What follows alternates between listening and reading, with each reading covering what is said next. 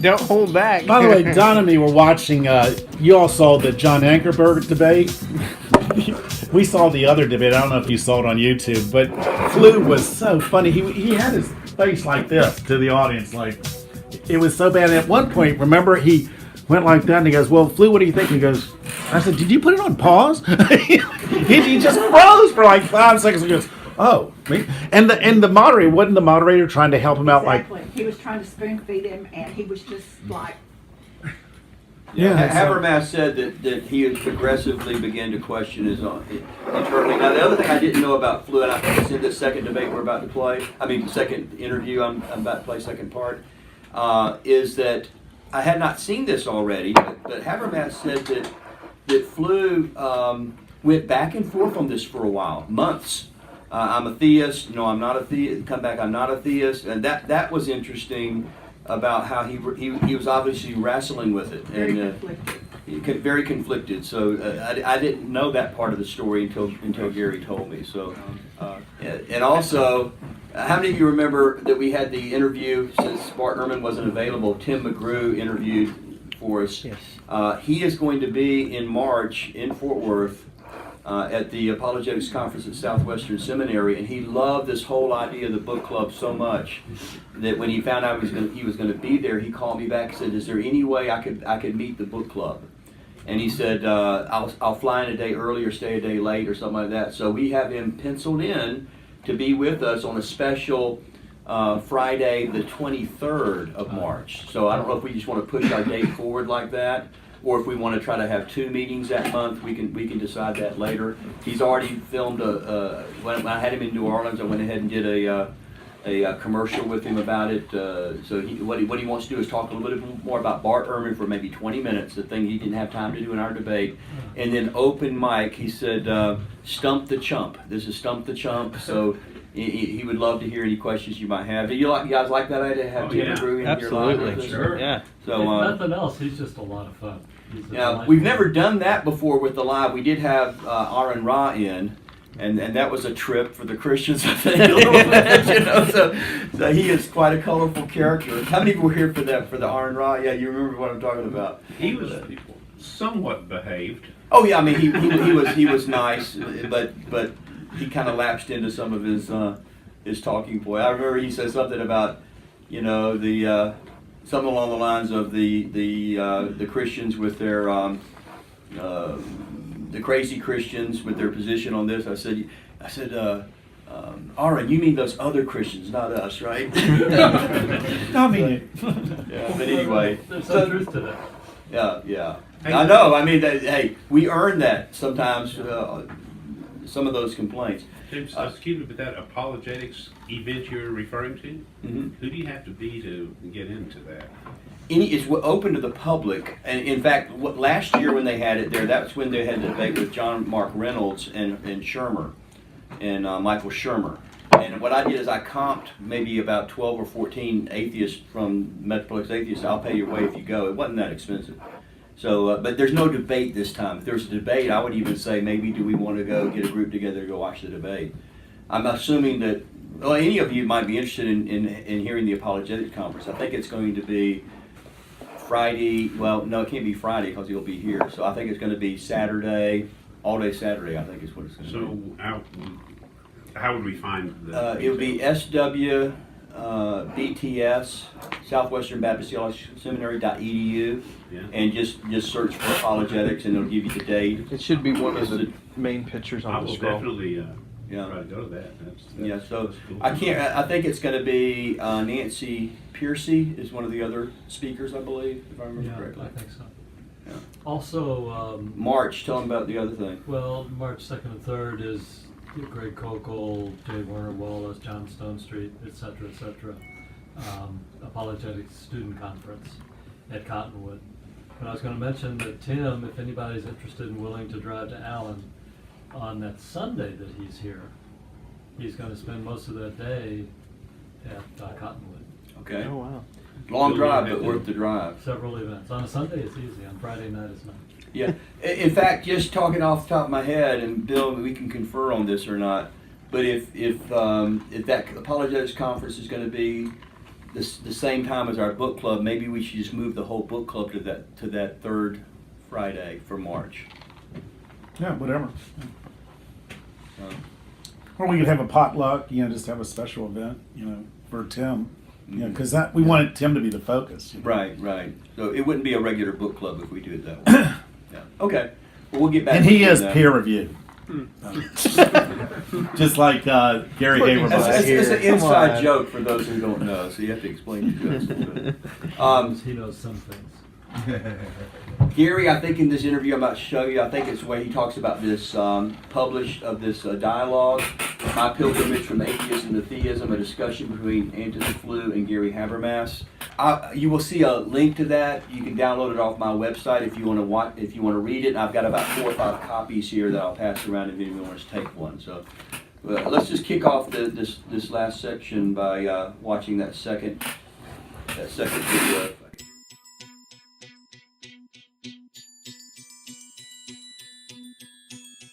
I think Dr. Flew may have kind of pioneered this idea of that atheism is the base position or the starting point of brute fact, so to speak, and so that's the starting point, and it's up to the theist to try to generate overwhelming evidence in order to counter that. I've listened to some of his lectures on that, where he talked about because the universe is eternal. Our universe is infinite, and with chance and time, we have everything we need to be able to explain what we see.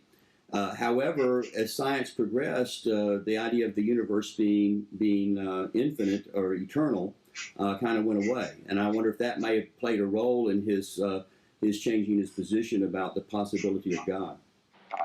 Yeah, I think that was largely put forward, wasn't it, in his book, The Presumption of Atheism? Yes. Where you move the other direction, and boy, I'll tell you,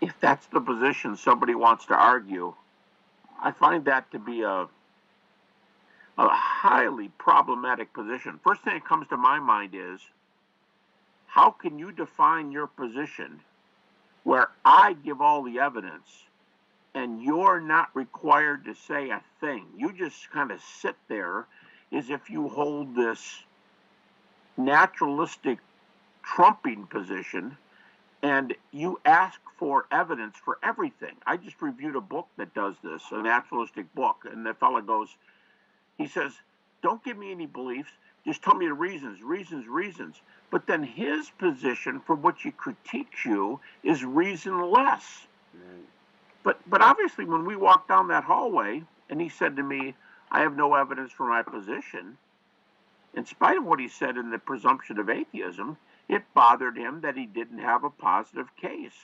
And I think one of the best things about Christianity is, yes, anybody can do negative apologetics. Anybody can critique another position from theirs. But how many religions or how many philosophies actually have, let's say, 5 or 10 reasons how we know they're true? Now, Christianity certainly has that. I tell my PhD students, we have an embarrassing amount of evidence. We have more evidence than we need. And by that I mean several independent, non-overlapping arguments which are empirically true. I'm going to use the highest word, I think, empirical, to say it's true. But how many others can do that? I just finished an article before we started this interview. I just finished an article for a journal that said, I can't think of a religion in the world that even, quote, plays that game. I can't think of another religion, including Judaism, a belief system very close to Christianity. I don't hear Jewish scholars going around saying, here's 5 reasons you should be a Jew. Yeah, maybe we should point out at this time junction. I know all of our club knows this already, but Antony Flew never actually came to the position of Christianity. Could you tell us kind of where he ended up and maybe your discussions about that? Once he had said that he believed there was a God of some type. Right. After that debate that you're referring to, the one that was on it was televised only. It wasn't done at a school. The other 2 were done at universities. That one was a made-for-television debate. And after it was over, a few months later, I got a long, detailed letter from him. It was on the British, oversized paper. It was handwritten like everything he did. And it was about 6 or 7 pages long. And it was so outstanding that a fellow professor was standing there next to me, and I said, "Look at this." And right away he looked at it and he said, "It sounds like this man is ready to become a Christian." I mean, he went through some of my arguments that came up, and he said, "This is Tony Flew." He said, "Let me tell you the argument for the resurrection that impresses me the most." I'm thinking, wow, why would he volunteer that? And then he starts talking about morality and how there's evidence for morality. And then we talked a little bit about near-death experiences, and he didn't believe in an afterlife. And he said, "Yeah, this makes me wonder about this." And he was going down the line, and he was basically conceding some of the best points for Christianity. And I said to my colleague, I said, "This sounds like he's about ready to become a Christian." Now, this would have been about 2002. And a short time after that, somebody told me that Tony Flew had become a theist. And so I called him on the phone. And he said, "Yes, I've become a theist." And we talked for a few minutes. And he said, "Hey, can you call me back in a couple of weeks because I'm working on a deadline right now?" And I said, "Sure." And 2 weeks later, I called him back and he said, "No, I've thought about it and I'm not a theist." So the first call he was. The second one, he said, "No, I'm not a theist." I said, "Well, you were a theist 2 weeks ago." He said, "I know, I'm not a theist now." And I said, "What are you then?" And I'll always remember this phrase, James. He said, "I'm not a theist, but I'm an atheist with big questions." That's what he said. "I'm an atheist with big questions." Then a year later, I heard that he was going through this yes-no again. I called him on the phone again, and he said, "I've become a theist, and I'm sticking with it. I really am." So he and I worked on an interview, which came to be called "My Pilgrimage from Atheism to Theism." We worked on it for about a year, and it was finally published. I think the actual date on the journal was 2004, and it was published in Philosophia Christi, the journal of the Evangelical Philosophical Society. And he mapped out what happened. One question, some people say, they asked me, did I use the word theist or did he use the word theist in the article? Because it was "My Pilgrimage from Atheism to Theism" by Tony Flew and Gary Habermas. Well, actually, Tony said, "Let's use the word theist," because I don't think a lot of people know what the word deism means. So I'll just use the word theist. Later, when he was convinced that people did know what deism meant, he switched to deism. But for that first interview, he was the one who said, "Let's use the word theism." So that's how it was published. Let me ask you then, in your conversations after that, and you can tell from the book, especially the ending, he seemed like he was still very open to this idea that Christianity had the best arguments going for it. Not that he believed it. Did he, do you think, ever actually become a Christian? All I can tell you is from myself and from some others with whom he was talking, he had heard the gospel. Now, whether he could pass an exam on it's another matter, but he had heard the gospel. And one time, I'll tell you about an actual conversation.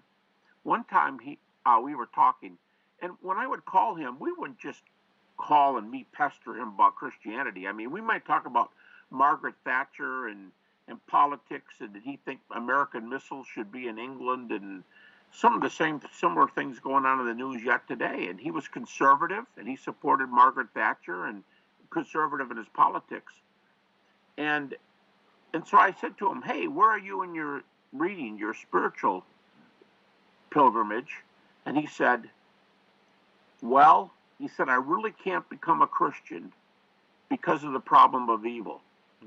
And I said, "What bothers you the most about the problem of evil?" And he said, "The notion of hell. The notion of hell."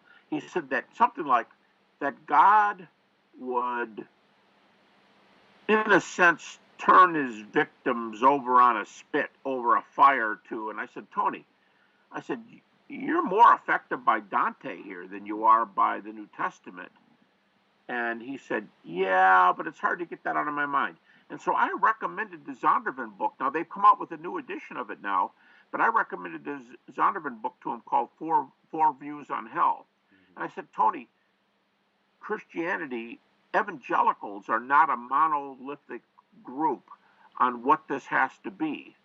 And I literally said to him, James, I kind of surprised myself, but I literally said to him, Tony, I wouldn't want you to go to hell because you're dying for a single definition of hell when other positions are possible on the biblical data.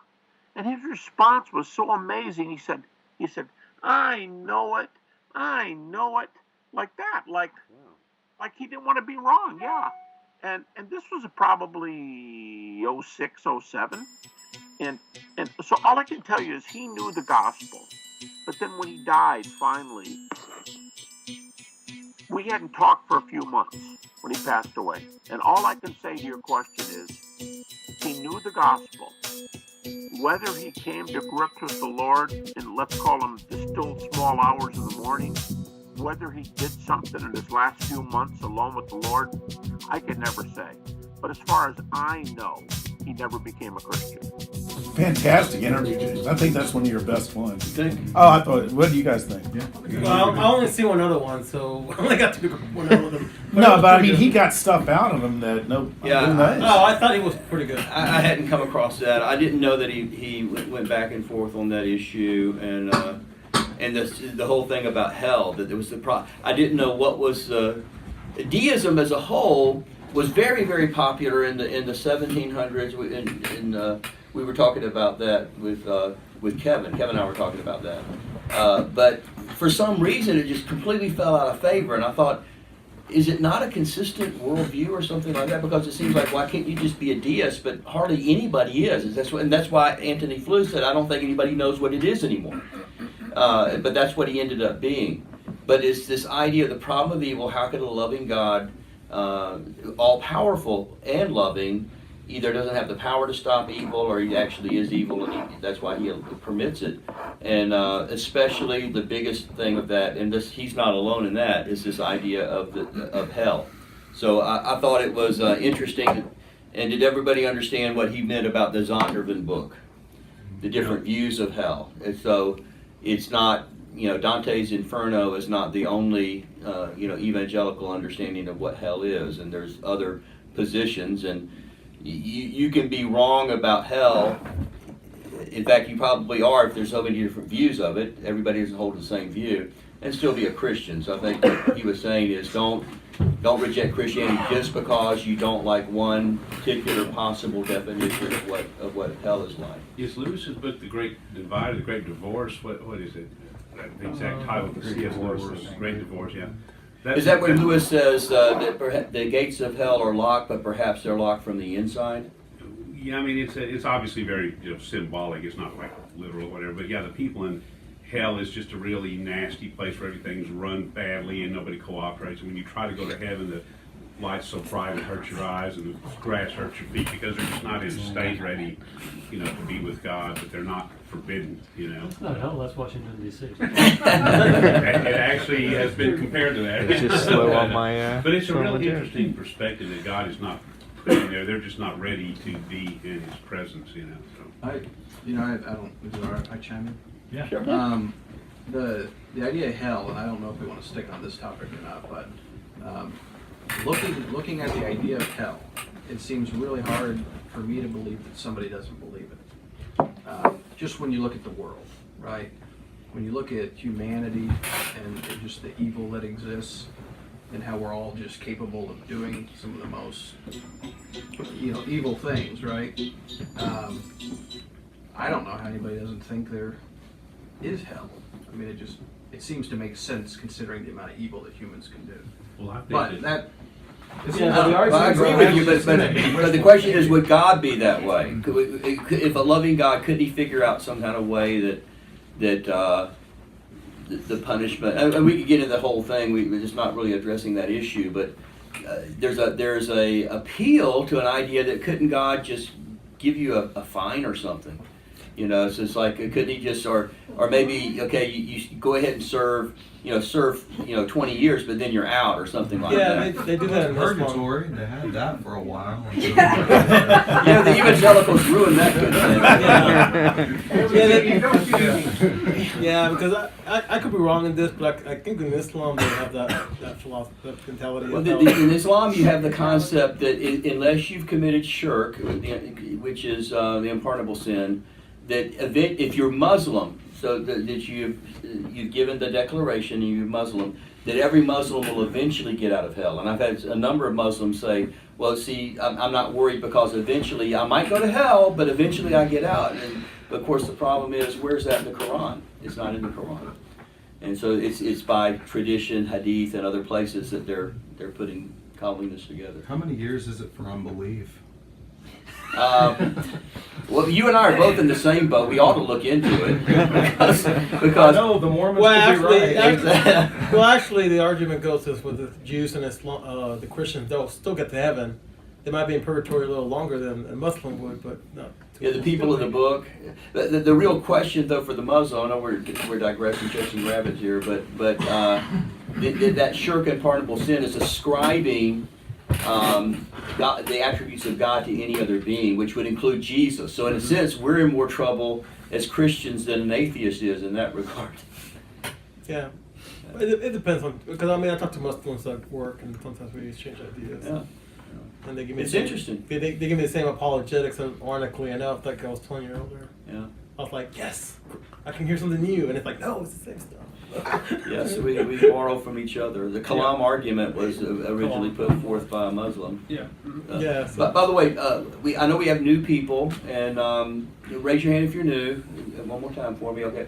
I want to make sure everybody that's new has a chance. Not that you have to talk. Although Bill will make you feel that way sometimes. You don't have to say anything. He might call on you. Exactly. But we don't want you to be here and think, hey, it was interesting, but I sure wish I could have got it worded edgewise. I know I talk too much. So if you're new, you raised your hand a second ago, and you'd like to either ask a question or make a comment. We have Tim, who is he just joined you. I heard us on Justin Briley.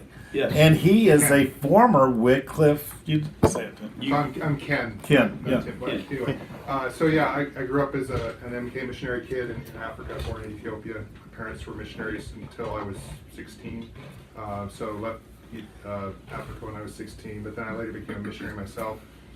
Married evangelical believer. Joined Wycliffe Bible Translators, and our goal was to go to Africa in the country of Niger, in the Sahara Desert, and translate the Bible into an indigenous language there. About 500,000 people. So we were learning the language, and we were putting the language into writing. We created an alphabet and such. And probably about 3 years into the process, I started having doubts about the faith while reading the Bible. The Old Testament had a lot of things in it that didn't sit well with me, and at least I perceived a number of contradictions, and so I finally said, to the mission board, I can't continue, and left. And so I've been back here in Dallas ever since. That was 2000 that we left. Which mission board was it? Wycliffe Bible Translators. Okay, yes. It's an interdenominational mission board. So my wife is still a believer, and she goes to church. I go to church with her every once a month, maybe. But I enjoy getting together with believers, and I listen to Unbelievable quite a bit, and that's where I heard about the... This is the third person that heard about this Arlington thing from Justin Briley out of London. So they live here, but they don't hear it from here. They hear it from London. That's interesting. I think if you marketed yourselves a little bit better. I know. We're working on it. We're on the trailing edge of technology. Can I ask what the biggest perceived contradiction for you was? Well, one of the things that troubled me, I guess, the most was, I don't know how much detail I want to get into, but everybody has from time to time questions about the slaughter of the Canaanites, but in particular, one story that really bothered me was where Moses, at God's command, told the Israelite soldiers to take the girls, the virgins for themselves, and just kill everybody else. Kill the men, the women, the children, but keep the virgins for themselves, and that was the breaking point for me. But wasn't it also like cumulative? Like it was just Oh, that yeah, one. yeah, you that was just start one. adding That them was all. just one of many. Right, right. Yeah. Now, one thing that I was concerned about Ken, so I'm going to check this, because if he's Wycliffe, does he know his Greek and Hebrew? Because we Christians like to be able to say, well, in the original Greek, that's not even a problem. So I didn't want any atheists to be able to call us with that. Well, I think was it Mark Twain? It's not the things I don't understand about the Bible; it's the things that I do understand about it. I think all of us are in that boat with you on that, and with Mark Twain. Welcome. Glad to have you. Yeah, great. Any other new people that want to either make a comment? I will say one other thing, that I was a deist for at least a year on my way out. I'm a weak atheist now, but Okay. I was a deist for at least a year, so I sympathize with what Antony Flew was going through. I couldn't conceive of how there couldn't be a God, but yet I couldn't accept the Bible as being God's revelation either. So maybe it's oftentimes a stopping point, either going in or coming out. Yeah. Maybe. And C.S. Lewis did the same on the way into Yeah. Christianity. Oh, yeah. Right, so. So you need to write a book so we can read it 1 month. Yeah. The opposite. We'd be able to be able to interview the author. Yeah. So any other people, your first time, and you want to either make a comment or ask a question Call them out. or so Bill, did you want to share anything about what do you think of the interview? Oh, well, you mean your Content, yeah. Oh, it's great. Yeah. Yeah.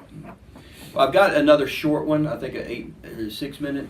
The last one's 6 minutes. If we can roll on that and then finish up some talk if you want to. Does that sound good? Now, do the people here know this gentleman personally that we're interviewing? Gary Habermas? Yeah. He's peer reviewed. That's all you got to know. No, he's like a friend of the mine. go-to guy on the resurrection of Jesus Yeah, I was Christ. just curious if I know him anybody from. here knew him other than. I've known him about 10 years, but only because we speak at the same conference almost every year in New Orleans, and I appreciate him taking time to do this for the book club, and I'd love sometime in the future if he could even meet us in person and talk with us. So. You want to watch that other Sure. the final Yeah. lecture now?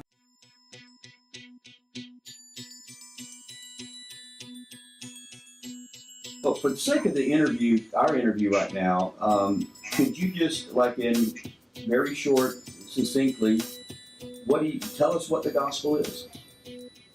Myself? Well, the way I present it is this way. There's two sides. There's the human side and there's God's side. Now, obviously, it should be the other way around. God's side, human side.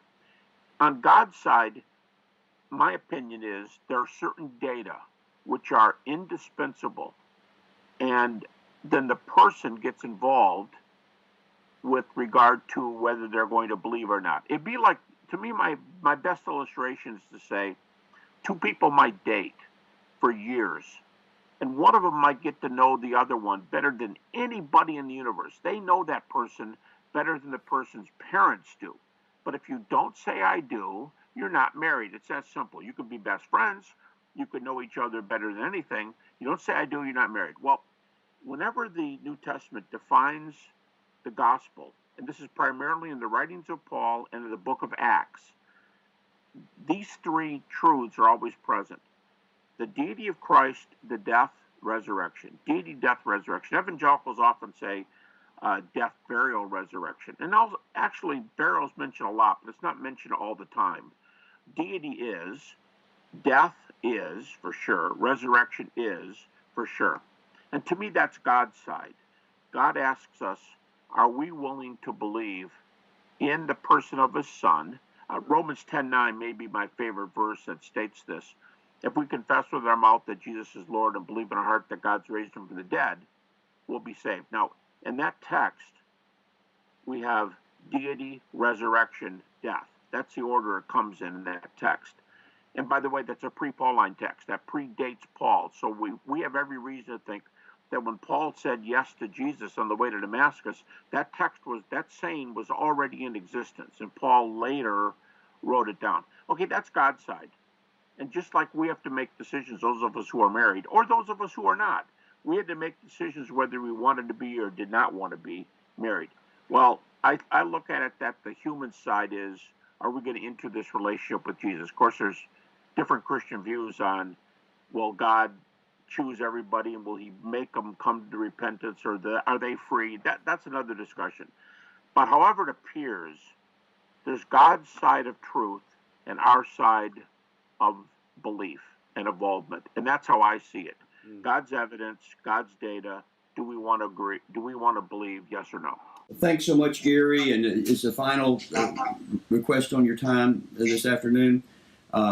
This Atheist Christian Book Club, we've been going almost a year now on it. And do you have a word of greeting or advice about half atheists, half Christians? It can get tense at times, but always respectful. You have a word of advice or encouragement for us? Actually, I do. For the atheist friends who attend your meeting, I was challenged early 90s that when I go to state universities, not to just walk away and leave this group of people to the local Christian club, whoever it was, but to actually get involved with some of the seekers who were unbelievers and would ask me to talk to them about doubt. So I started doing that. I was challenged by this. And ever since that time, I have befriended and walked in the shoes of probably 20 or 30 atheists, agnostics, and we have talked. We've had the most amicable relationship, probably just like I would have with a Christian. And the one message I would say to them, the unbelievers, is if the resurrection of Jesus is true, Christianity is true.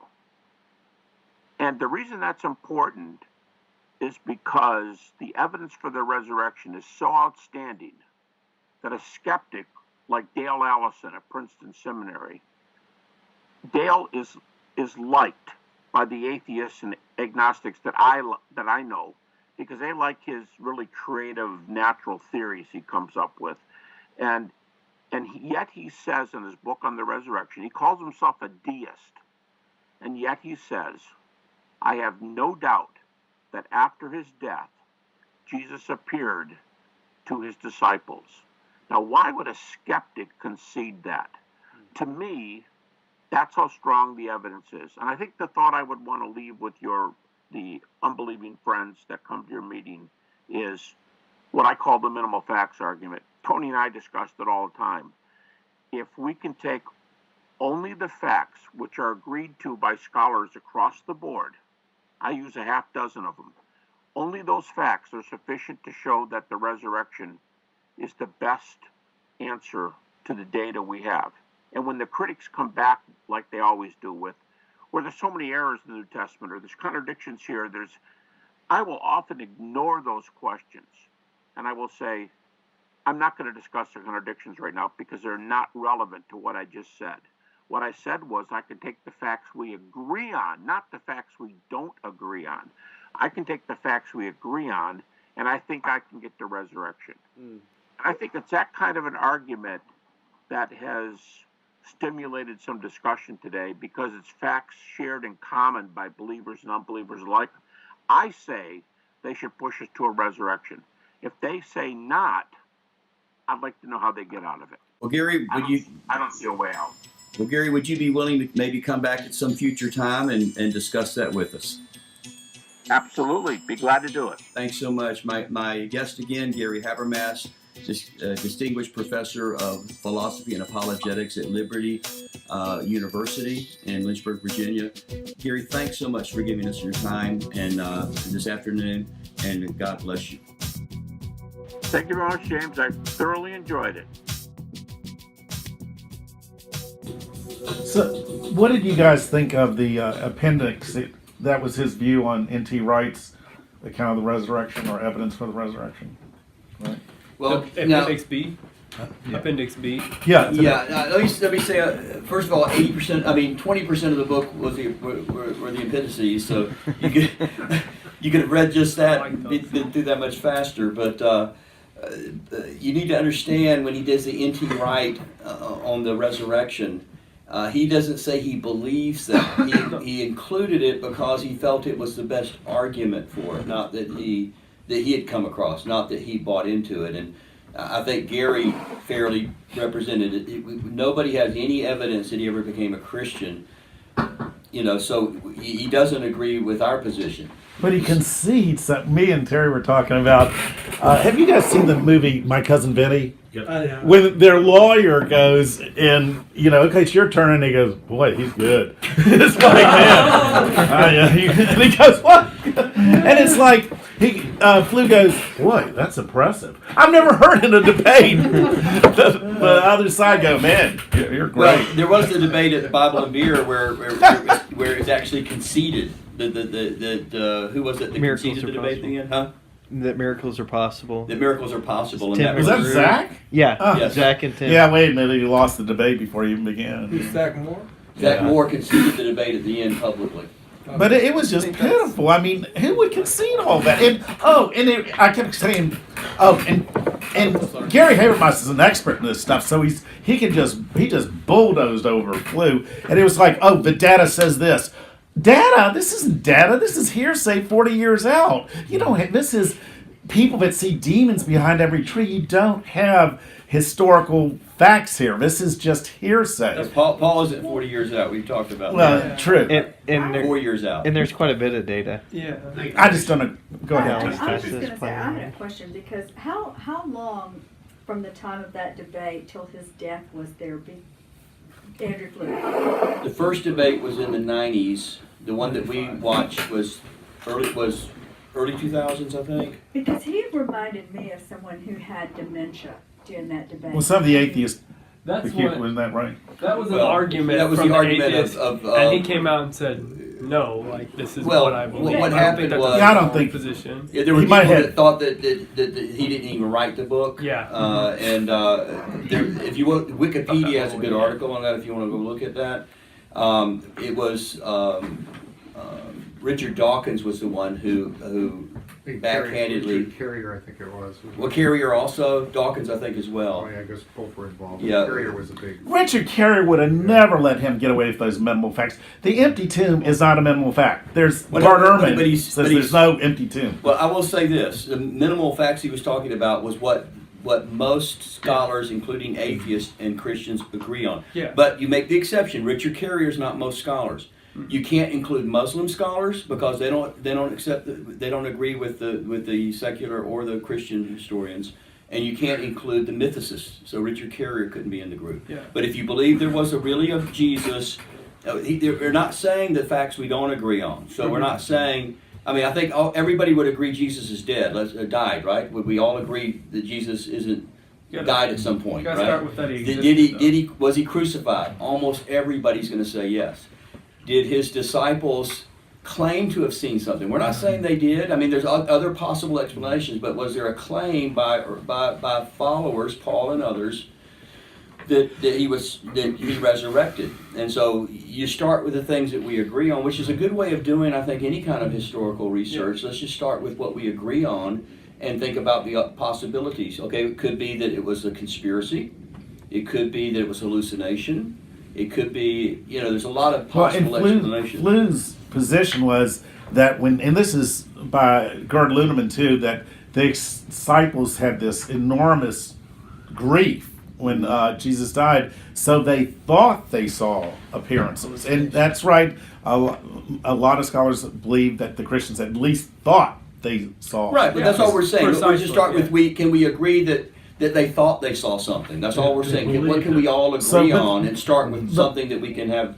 The problem in the consensus. debate was he would say, I think it was a hallucination by Paul or whatever. And then Habermas would just obliterate him on why it's so problematic with mass. The force of the minimal facts is, once you agree to those minimal facts, you don't want to provide a positive alternative because you can be decimated when you do. And so what you want to say is, we have no idea, and I wouldn't even want to guess out loud because I know you're going to tear me apart if I do. And so if you say hallucination, you have the whole problem with, you had that many people having a mass hallucination that was identical. And so there's a swoon theory as well. There's all the alternatives, popular alternatives at least, seem improbable. I've always wanted to know, he throws out there that most scholars, believing and unbelieving, accept these 4 minimal facts, but I'd like to see some actual percentages. I mean, is he talking about 100%, 90, 70, you know, how much, and what percentage of those are Christians or you know, because most people in New Testament studies or scholars are some form of Christian or another. They might be liberal or not. But Bart Ehrman, how would you? He was Christian background, but I don't think anybody would say he's Christian. right, no, he's agnostic or Right, atheist. right. Now he would, and John Dominic Cross, and both him and Bart Ehrman would say that Jesus crucified is a minimal fact because Oh, yeah, it's yeah. the last Well, thing. Crossan, though, is a Christian of sorts because he. Tell us where Crossan is. the name. Cross in his name. Oh, yep. John is a Christian. Describe where he is coming from philosophically. Oh, well, he believes Jesus was thrown, the common practice was to just throw a crucified someone. But I mean, his Christianity, because he is technically a Christian. Well, when you believe he was just thrown to the side of the road and eaten by dogs a few days later. Just like you, Terry. Tell the story of when they asked if you were a Christian or whatever. No, you said, could I be a Christian and not believe Yeah, I guess I was probably about 15, and we were raised Baptist and Episcopal. Well, there's your There's bad start part right of the problem. My father was a Baptist. My You're mother Christian was- schizophrenic. Unholy Terry. marriage. And I guess I was about 15, and I went to Father Kennedy at St. Mark's, and I said, I have a problem. I said, I left the church, and I'm just wondering, can I still be a Christian if I don't believe that Jesus story? I don't believe the whole resurrection story. And he said no, and I was like, well, I really like the incense, you know, and I love getting dressed up. So, are you sure? And he was like, pretty much, yeah, we're sure. Yeah. Because the whole story, I mean, even at 15, the whole story just sounded Incredulous. Ridiculous. Yes, I mean, it was kind of like, oh yeah, I figured out there wasn't a Santa Claus, and now here we go again. Well, But you know, that- go ahead. But that's just, I mean, that's just how as a young girl, that's kind of just how my mind. Well, okay, based wrapped around on that. what you said, and John Dominic Crossan, I think, would be in the same kind of position you were. So he doesn't believe in a resurrection. Right, he doesn't But believe in but the miracles. He's technically a Christian as far as he holds an office as a Christian. But see, what Christians can't get is there's historical elements. Jesus being crucified, Jesus being baptized by Love the the songs. Love the songs. But there's quasi-historical stuff, and then there's pure fiction, and they just can't get. But what you were going to say, something, Kim? They think it's so legit, and in reality, it might be partly true, partly Right, false. right, exactly. That's Yeah. not the I'm sorry. No. Go ahead, Kim. Well, I think each of these facts comes with a degree of probability. Maybe, you know, we're 95% sure that the disciples saw Jesus or thought they saw Jesus. We're 95% sure that it could have been empty, or we're 90%, you know, whatever percentage. It's never 100%, right? So these are things that are broadly accepted. Some are more accepted than others, like Ehrman doesn't believe in the empty tomb, for example. But you know, the other day I lost my wallet, I misplaced my wallet. I couldn't find it. I searched the house for half an hour. I was about ready to leave, you know, to go to Houston, and I needed my wallet, and I searched the car. I searched the house all over the place, and I went to every last place I could think of that I could remember where I had been. Couldn't find it.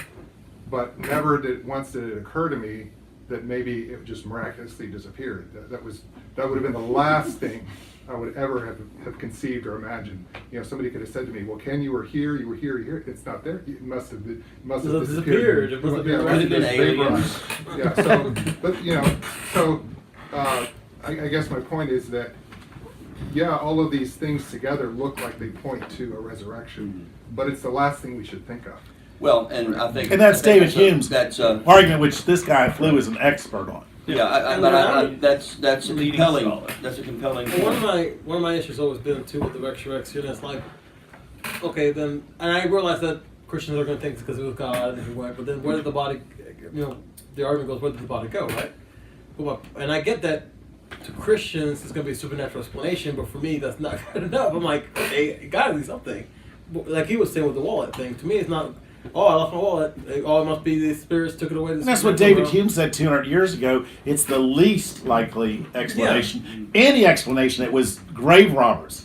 you got it in a temporary tomb, and then the people were killed, and it went. Or they the never Romans came back and took Any it. explanation is better than the supernatural explanation. But Bill, Yeah. what was David Hume's argument? Like, why was that the last explanation? Because in our world, you don't see dead people rising from the dead. You don't see Yeah. people walking on the water. and It and could be then he argued said both directions. Go ahead. because, well, what about the people who did see him? Right? Because we do have claims that people did see Right. him resurrect.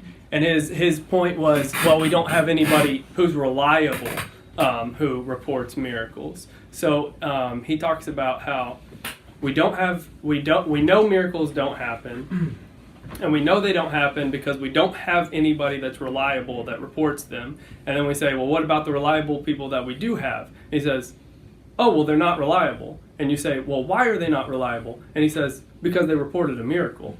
And he just does this. It's circular reasoning. His whole You have a little argument bit of that, ends you know, up it's being just like- circular reasoning. It's not circular reasoning because in my mind I'm thinking, like if I went to the bank and stole the money and I'm walking out with the bags of money, they go, hey, Hula, what you doing? And the cops arrest me. I'll be like, oh no, this is like God told me to take this money and take it home. And they're not gonna believe me. They're gonna just think I'm robbing a place. Like, But that's not the point. The point is, like, I'm talking specifically of David Hume, since we keep using him. His argument specifically is that. Well, I think Kim brought up a good point, and the question, and this was brought up when we did the Ehrman-Craig debate with the minimal facts approach. At what point, like the supernatural explanation is an argument from excluding all other natural explanations. Yeah. And at what point have you decided that you've ruled out the natural explanations? And I don't see in the minimal facts approach where you rule out where you've exhausted all possibilities, even if they seem kind of unlikely. I think you're right, and I think Ken mentioned too. You at some point you're dealing with probabilities. You are, and so maybe if you make one of the natural possible natural explanations so improbable when you think about it that it diminishes the likelihood of that one. But yeah, you're right. You never get to zero on it. I don't think, would you? It's always possible that that's what happened. You see, and what Habermas is brilliant the natural is he sets up these minimum facts. Then he goes and says, oh, swim theory, that's how put it in the wrong tomb, that doesn't make sense. And then he knocks down those straw men. And then it's like, well, obviously it's because Jesus actually did rise from the dead. William Lane Craig does the same thing where he says it's the best explanation. It has huge explanatory. Bill, that always sounds to me like, okay, I don't know what happened to the body, so I mean, you don't have anything with high probability for it to happen, so we're just going to say right. Well, he says this is the resurrection's the best explanation. Here's the problem. You're offering us. That's just your people stuff. That's saying, hey, this is what happened. But he's saying the problem is it's a supernatural. That's what I'm saying. No, but when you say supernatural, I'm hearing. Go ahead. Okay. Yes. Magically, I did this. So, I guess the one thing I want to be weary of here is not to discount history. Okay, and I say this, history was my thing. Right? And so when I did my thesis, it was on Hitler's ethic. And when you look back in history, and we look at all the historical stories, whether it's Christianity, Islam, whatever, there's consensus among documents written, whether it was at the time or 40, 50 years later, that were seen by multiple people. And we agree when we see that that's history, and we conclude it's historical fact. Because, as you know, we don't know medieval times looked and acted the way it really did. None of us were there. So we can make the claim, well, how do you know knights existed? Right? Engravings in the stones, you can find documentation. Yeah, you can find yes, but all of that, You said that about Jesus. Did those people do it at the time? Did they do it 100 years later? Was it just a story they were making up? Well, they can So carbon date I think there's things. an intellectual honesty that you have to have. And if you accept history of any kind, okay, you have to apply the same argument to religion. Let me ask Just this way in the for the historical atheist, accuracy. see if I can tie into what you're saying, and I'm understanding it correctly, and then kind of ask the question of our atheist friends. If you had this same kind of data, Paul writing about the events in Corinthians within 6 years of the alleged event of the resurrection, and you have the other things, the gospel writers 30, 40 years later, let's say, if there was no supernatural, if they were just reporting a battle that took place, it was no supernatural thing. We see battles happen all the time. Would it be considered probably reliable as anything else we have in ancient history? Of course, it doesn't prove it happened or didn't happen. Is the real problem it's reporting supernatural events? Is what makes it so hard to? No, here's the problem you have For me- is when you Go ahead. so we know Caesar crossed the Rubicon most likely because we have hostile witnesses. The problem with the Gospels is these are highly biased. They say they're writing the Gospel to convert people. It's like reading a biography of R.L. Hubbard written by a Scientologist. So Thales, Tacitus, Pliny the Younger, Emperor Trajan, those guys were like friends of Christians. Well, they're not talking about the resurrection. They were talking about Christians. They're talking about They talk about the resurrection. And no, Tacitus because Just wrote on it. But they were at the same time as Tacitus Jesus. is a hostile witness when he says this superstition. It's hard Show me to where they think. talk about the resurrection. Sorry. Which started in Judea, now broke up out in Rome. It's a Christianity, or the world's largest religion, where all the nutcases come. So yeah, we take that, and Josephus we take as a credible witness. Objection, nutcases. Strike that from the record. No, but, well, I'm just, he didn't say that, not obviously. present nutcases. You're talking about the other. I had a question. I'm just using a little color to get the point What do you across. think the most Barbara. naturalistic, the best naturalistic Yeah. explanation to it would be? to the four minimal Temporary facts. tomb. They put them in a temporary tomb, and Can you they go just further got the with that? wrong. Just kind of explain that.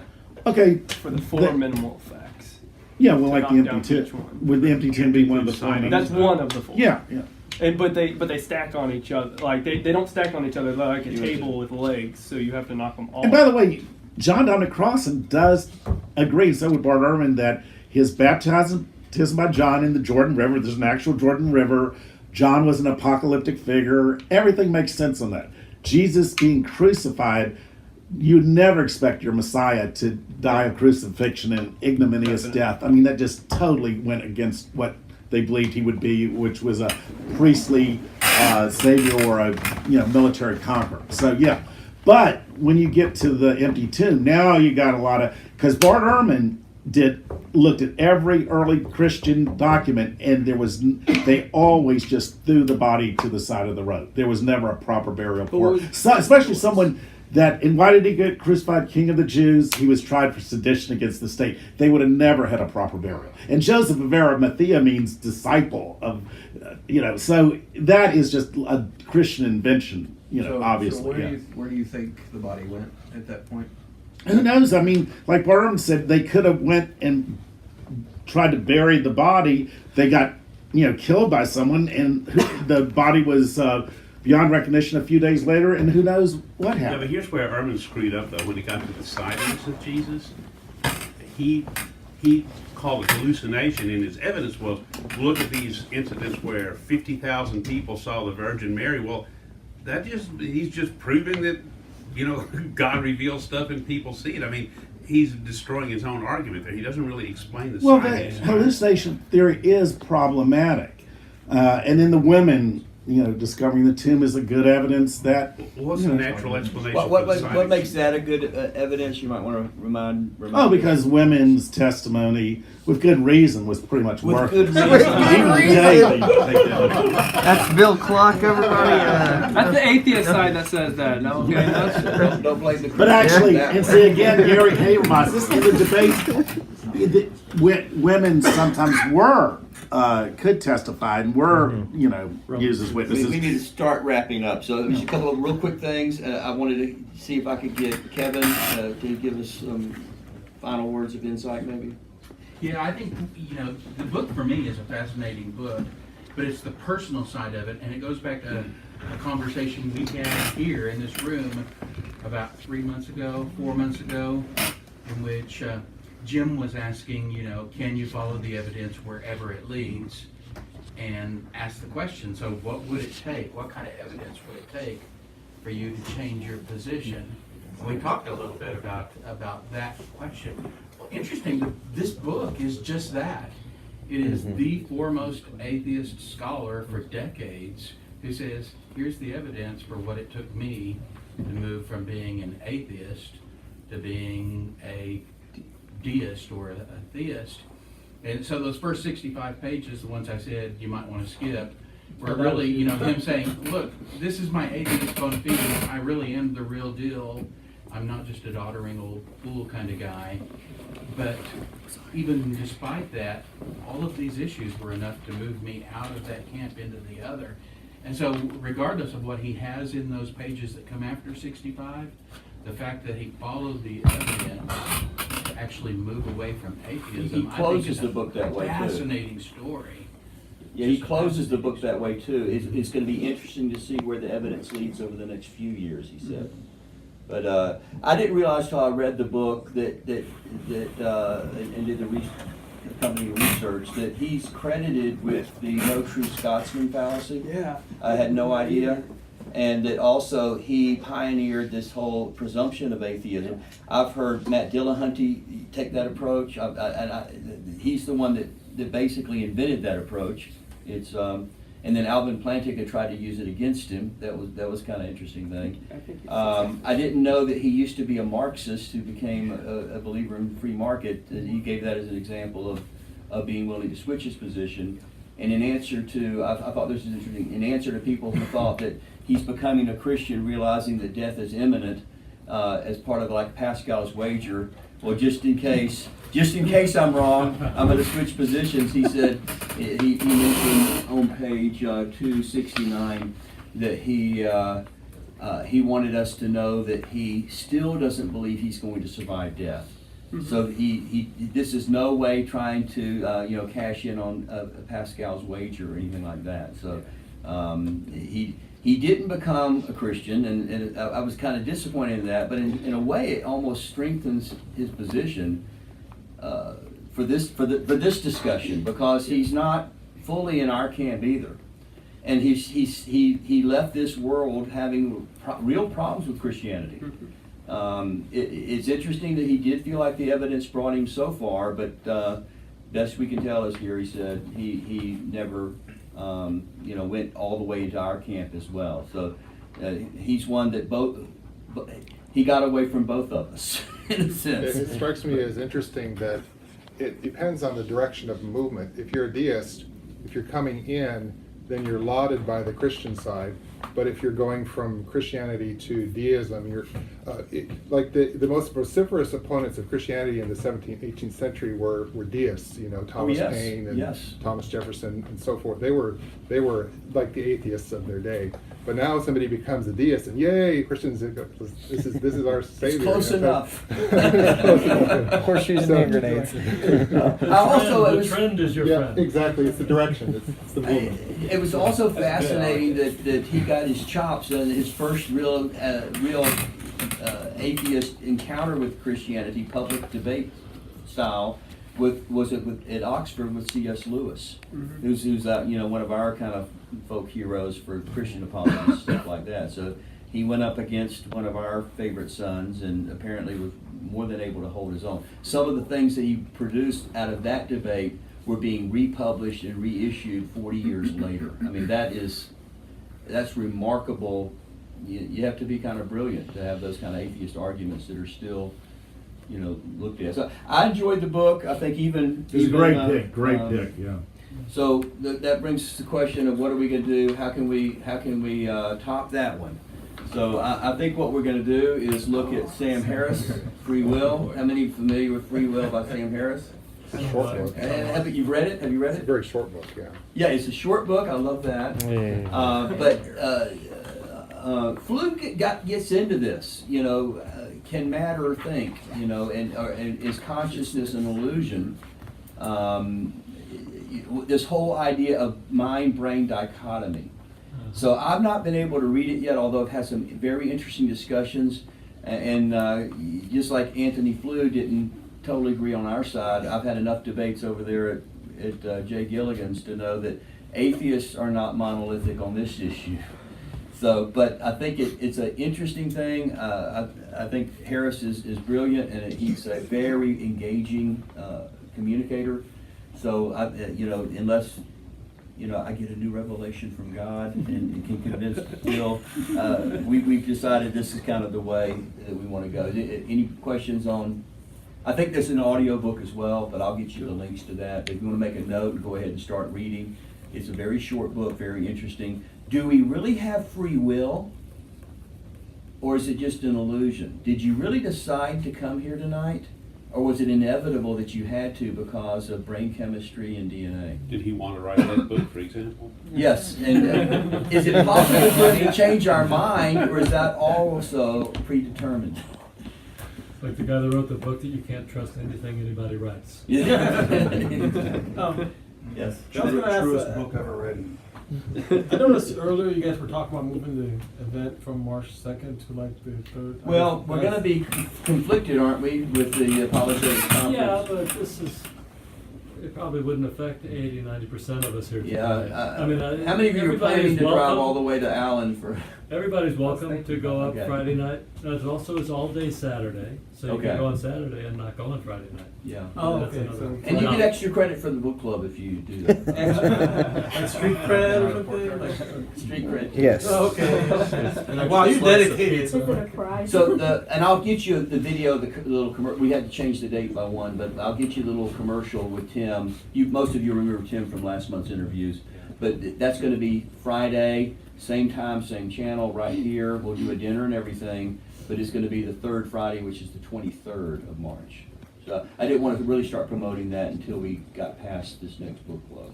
So we may have two meetings that Exactly. month. We may have 2 in March. Maybe we take April off or something. It's up to you guys whether you want to skip the one on the 2nd. That's up to Why are we skipping April again? Oh, well, that's just a.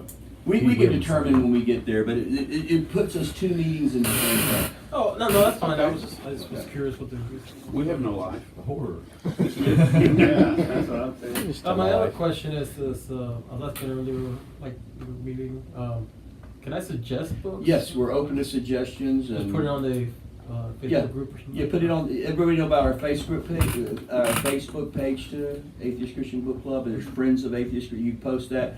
By the way, if you haven't read it yet, Chris put a really good article in there related to some of the things we've talked about. I've been wanting to make some comments on that.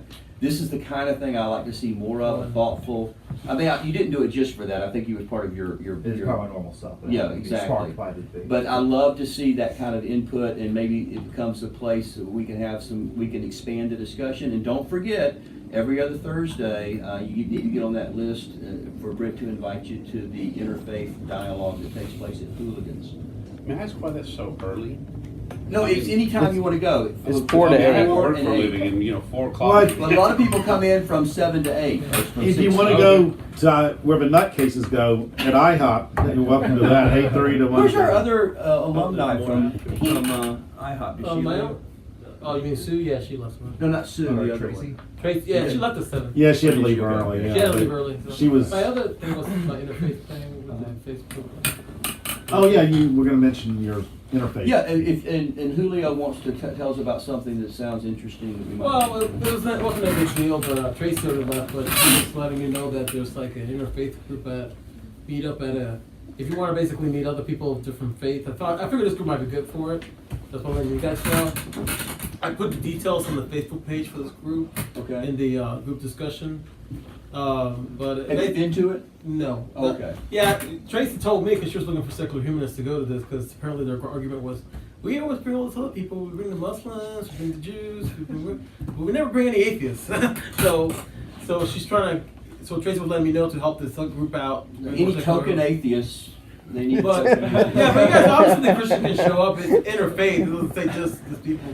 But I thought if you guys want to talk to other people besides atheists or if you're yourself an atheist and you want to go to this, you can. It's in Colleyville. It's on February 11th. I think it's from 6 to 9 maybe, but I could be wrong about What's that. the name of it? I can get it out. I have to put my phone. And Bill, you count as 2 atheists, so if you want to go that way, balance it out a bit, right? Sorry about that. I wasn't prepped on this, but yeah, it's called. It is on the Facebook page for the group, and that's why I keep trying to direct people there because apparently you might want to RSVP. Just make sure they have no seats. That was fun. If you guys want to go to it, that's fine. If not, it won't hurt my feelings. Yeah. Before we break, I did want to also special thank you to Conrad who provided Woohoo. Thank you, Conrad. Great shall be your reward in heaven, if I'm right. Well, there better be a heaven that brought on that chicken. Especially for the chickens. Welcome to special welcome to our new members. I hope you feel at home. And again, in between, feel free to make comments or ask questions on the Facebook page. Thanks. And the name of the group is called Peace Together. Peace. Yeah, I know. Build a relationship with, and then that's the name. That was good.